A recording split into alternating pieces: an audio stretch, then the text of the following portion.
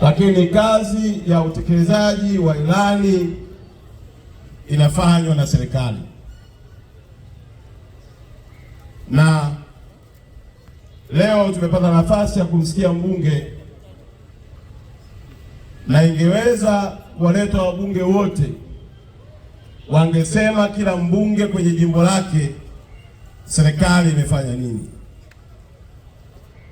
Na kazi yetu sisi, na bahati nzuri kakaangu Makala umekuwa mkoa, kazi yetu sisi serikali ni kufanya kazi, alafu wabunge kusema tulichofanya sisi.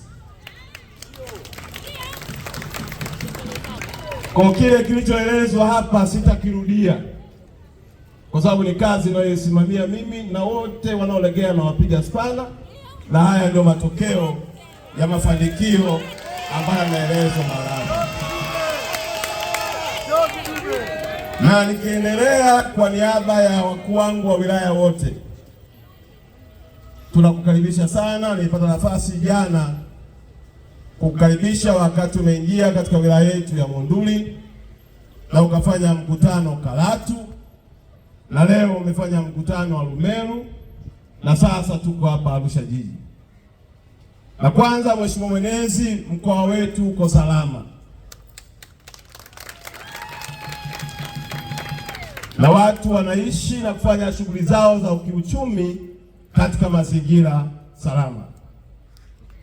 La pili, miradi yote Mheshimiwa Mwenezi iliyoahidiwa na ilani ya chama chetu, kama ambavyo mmezindua juzi Dodoma, ilani ya 2025-30, hapa katika mkoa wetu tumefika 90%.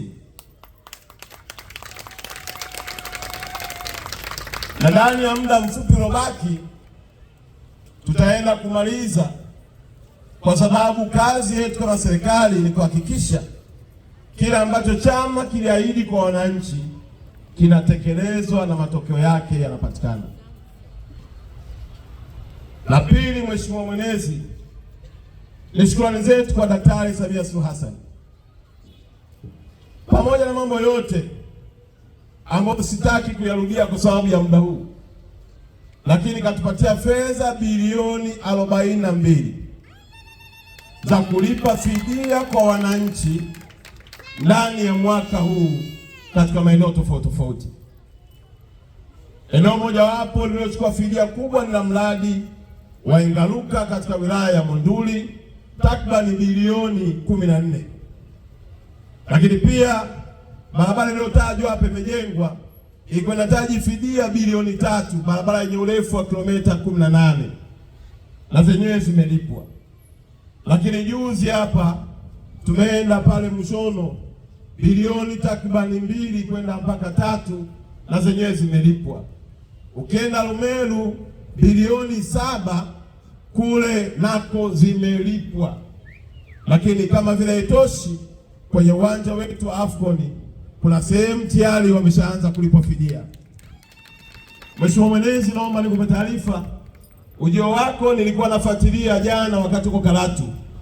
Kuna fedha zilikuwa zimebaki Karatu kule, kuna wananchi zaidi ya 100 walikuwa wanadai fidia ya ongezeko la thamani, kwa sababu walikadiriwa fidia wakalipwa, lakini kwa kuchelewa, takriban zaidi ya milioni 500. Naomba kuripoti kwako Mheshimiwa Mwenezi, fedha hizo tayari zimeshaingia, na leo nimewaelekeza watu wa TANROADS kuhakikisha kwamba wamelipwa fidia ya ongezeko kutokana na kucheleweshwa kulipwa fidia zao. Mheshimiwa Mwenezi, kwenye barabara yetu kubwa inayounganisha kati ya Kenya pamoja na mikoa jirani ikiwa pamoja na Kilimanjaro, tuna ujenzi wa madaraja makubwa 3. Tulipata fedha kutoka World Bank chini ya Daktari Samia zaidi ya bilioni 11.